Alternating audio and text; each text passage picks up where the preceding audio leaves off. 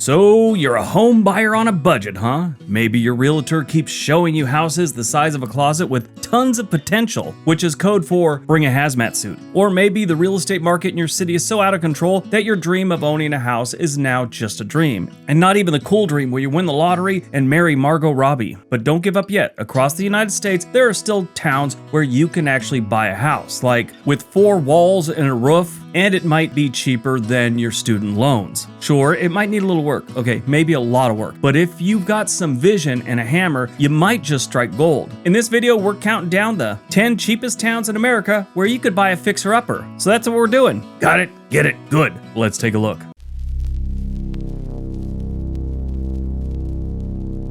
Number 10, Takcoa, Georgia. Takcoa is nestled in the rolling hills of northeast Georgia, and it looks like it could be a Hallmark movie set, if that movie includes some boarded up windows and lots of character. It's charming, historic, and yes, a little rough around the edges. The town got its start as a railroad hub and was once a textile powerhouse. Those industries dried up and the architecture stuck around. You could find gorgeous craftsman homes and early 20th century cottages for under $150,000. You're going to need to put some work into them, but they're there. If you're adventurous, you can also grab some open land for about $30,000 or less. That's usually on the outskirts of town though. Downtown Takcoa has seen a little bit of a revival in recent years, with local shops, antique stores, and the historic Ritz Theater. I'm a sucker for any town that has a older theater that they've still maintained. Looks like they maintain this one. The Takcoa Falls College gives the town some energy, and the nearby waterfall, yes, a real one, is a great weekend escape. You're also only about 90 miles northeast of Atlanta, so that's good in case you need to be someplace for a big doctor's appointment, things like that. It's close enough. You're not totally out in the woods here. I mean, it's nice and it's rural, and it's a small town, but they've got a Walmart Supercenter not too far away that has a Sonic drive-in, a Home Depot, a Waffle House, which is mandatory in southern towns. They also have a dirt raceway, Takcoa Raceway. Not a bad place to take a look at. The average home value in Takcoa, Georgia is about $223,000. That's according to Zillow in May of 2025.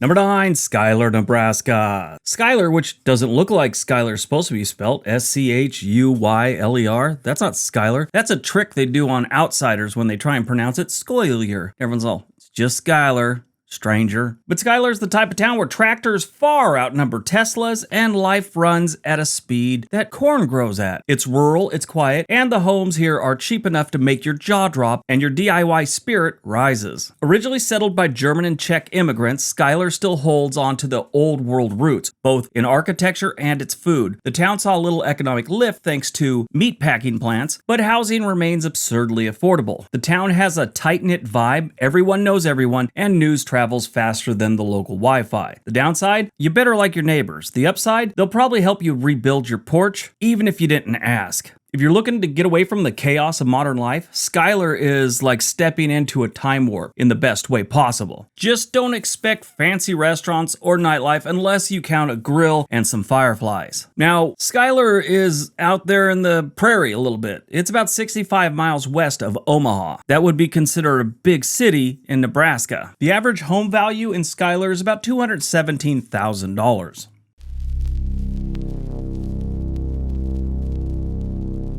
Number 8, Soo St Marie, Michigan. Soo St Marie is the oldest city in Michigan and probably one of the coldest. It's in the Upper Peninsula, so it's gotta be cold. If you like snow, isolation, and houses that cost less than a family vacation, you're in the right place. This town sits on the edge of the Upper Peninsula, right on the border with Canada. Historically, it was a shipping and fur trading hub. These days, it's more about tourism, government jobs, and people who hate traffic. Real estate here? Cheap as frozen dirt. You could buy a vacant lot for under $40,000. That's in the city. Want to go outside the city? There's some for $15,000, others for like $23,000. Really, it's just an affordable place to live. Life in Soo St Marie is scenic and full of natural beauty. There are great views of freighters and the locks, access to forest lakes, and the kind of peace that you only get when the nearest Apple store is 300 miles away. Winters are brutal here, but the summers are surprisingly magical, and I cannot stress that enough. Soo St Marie has some of the most brutal winters in the United States. Or as Canadians call our brutal winters, spring weather. So if you can handle snowdrifts taller than your car and you want a home project that'll keep you busy until retirement, this icy gem might just warm your heart and drain your Home Depot account.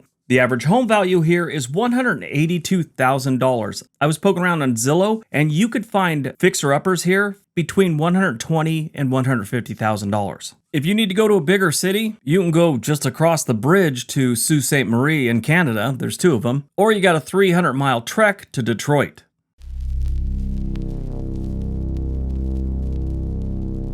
Number 7, Beech Grove, Indiana. Beech Grove is basically Indianapolis's forgotten cousin. Close enough to the big city for convenience, far enough that you won't have to trip over yoga studios and pop-up axe-throwing bars every 5 minutes. It's technically its own town, but let's be honest, it feels like Indy's attic. And what do you find in attics? Treasure and questionable insulation. The town started off as a railroad hub like so many cities in the United States, and it still clings to some of that industrial identity. Housing stock here includes lots of post-war homes that are boxy, solid, and incredibly cheap. Beech Grove is known for being quiet, a little gritty, and full of neighbors who lived there since Reagan was in office. You won't find trendy brunch spots, but you will find a diner where they remember how you like your eggs. And your name. Living here means you're a quick hop from downtown Indianapolis without paying downtown prices. For DIYers who want low prices, decent bones, and a community that doesn't care what you wear to Walmart, Beech Grove is calling your name. The average home value here is about $171,000, and it's just 6 miles from downtown Indianapolis.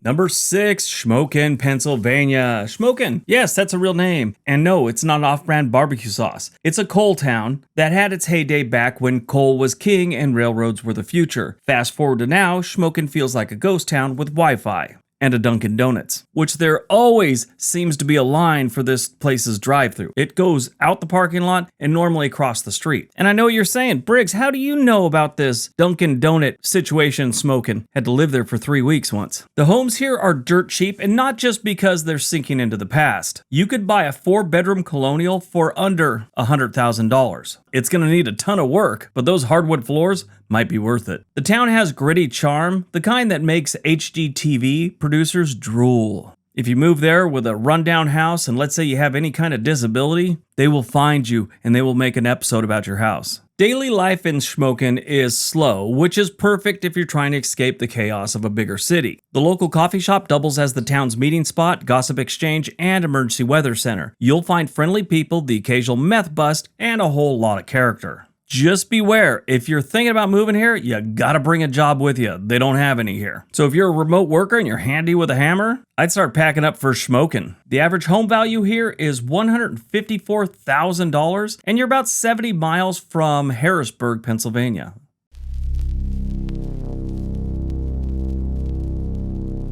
Number 5, Eden, Oklahoma. Eden is a town that feels like it should be in a John Steinbeck novel. It's flat, it's dusty, and it's hanging on to its farming and oil roots like they're family heirlooms, which in many cases, they are. Housing here is unbelievably affordable, with plenty of homes that might need a little too much work, going for around $50,000. Yeah, these are really rough around the edges, but the ones that are decent and probably just need some paint and some, repairs, those aren't expensive either. It has schools, a community college, a regional hospital, and enough mom and pop diners to keep your cholesterol levels interesting, to say the least. And yes, there's a Walmart. Middle America without a Walmart? Unheard of. This is the kind of town where people still say howdy, unironically, and where the high school football team is a bigger deal than anything happening in Congress. If you want affordability, community, and an entire house for less than a studio apartment in Austin, Eden delivers. Now, it is out there on the prairie also. It's about 100 miles northwest of Oklahoma City. So if you have big-time doctor's appointments that the regional hospital can't cover, you got a little bit of a trek ahead of you. The average home value in Eden is $133,000, but you could find livable ones that are going to need some help for under that, like $120,000 maybe.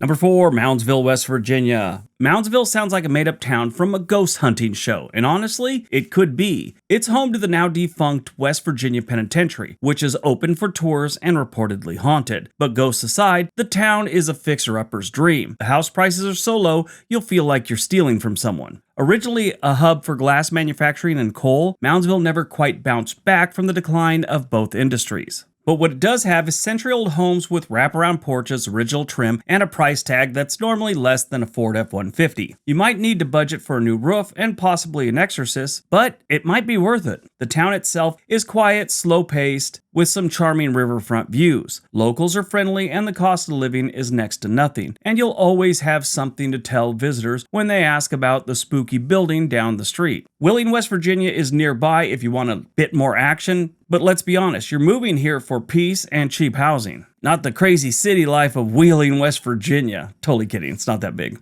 The average home value in Moundsville, West Virginia is $125,000.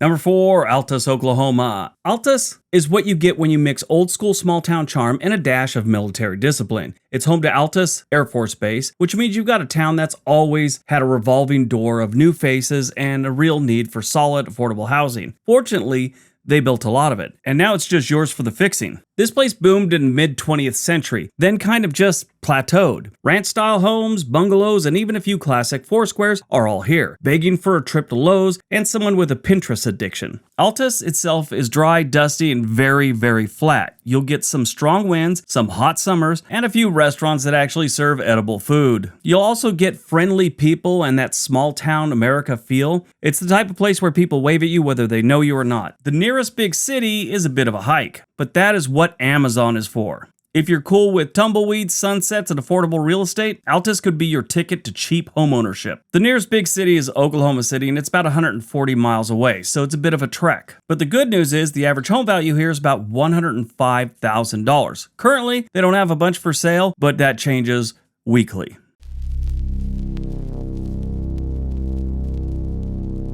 Number 2, Gailsburg, Illinois.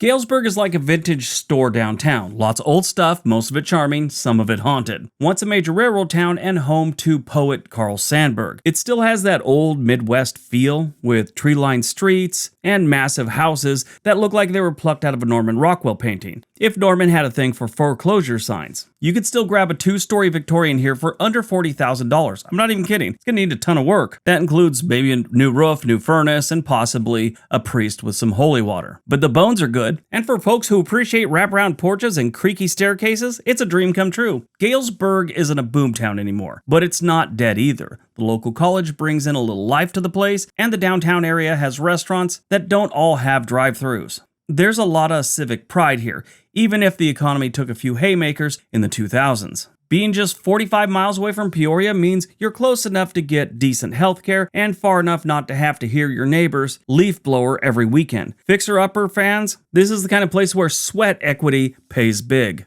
The average home value here, $96,000.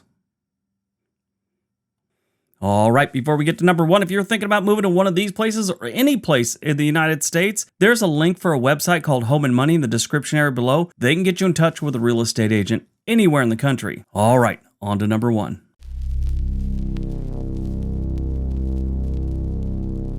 And number 1, Clarksdale, Mississippi. Clarksdale is the birthplace of the blues, and depending on who you ask, possibly rock and roll. But don't expect that Graceland grammar. This place has soul, grit, and a whole lot of abandoned buildings whispering, "Please fix me before I collapse." The town thrived when cotton and music were king, but decades of economic decline left it weathered and worn. That said, homes here are shockingly affordable. We're talking sub $40,000 for properties with historical bones, hardwood floors, and porches made for storytelling. Life in Clarksdale is slow and musical. There's still live blues scene downtown, and the annual festivals bring in tourists and music lovers from around the world. The rest of the year, it's pretty sleepy, and it gets hot in the summer. Very hot, very humid. But if you're the kind of person who sees charm in sagging rooftops and history in cracked sidewalks, Clarksdale gives you a front row seat to cultural roots and a chance to renovate a piece of music history, just with a lot of sweat and a very loud window AC unit. The average home value in Clarksdale is $42,000. That is low. These places are not perfect. If you want perfect or you want places with no crime and no poverty, those places cost like $700,000 to $800,000 to buy a house. So be realistic with your comments. Alright guys, that's today's video. Hope you guys enjoyed it. Hope you got some information out of it. Have a great day. Be nice to each other.